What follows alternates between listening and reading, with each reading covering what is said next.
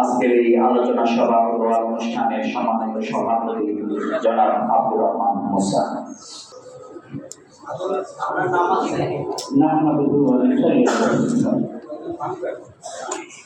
আজকে আলোচনা সভার প্রধান অতিথি 2006 সালের 28 অক্টোবর উপস্থিত সাংবাদিক আসসালামু আলাইকুম ওয়া রাহমাতুল্লাহি ওয়া বারাকাতুহু। 28 অক্টোবর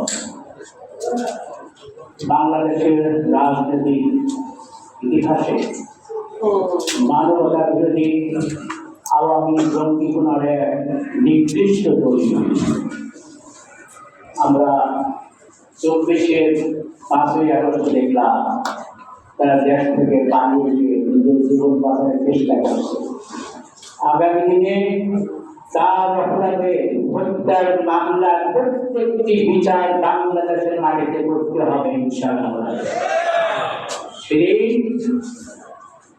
জসিমউদ্দিনের, হাবিবের, মুজাহিদের, আবু সাঈদের মুক্ত বিচার করা হবে। তাদের দ্বারা কেন সেদিন মানব ঢাল রচনা করে আমাদের শহীদ মৌলানা মধ্যে চান মুজাহিদ ভাইকে আমরা গ্রহণ করেছে না। আল্লাহ সুবহানাহু ওয়া তাআলা এই মর্যাদাকে কবুল করুন। আগামী দিনে শহীদের রক্ত বা ইসলামের বিজয়ের পতাকা উত্তীর্ণ হবে এই আন্দোলন করে আমার শেষ করছি।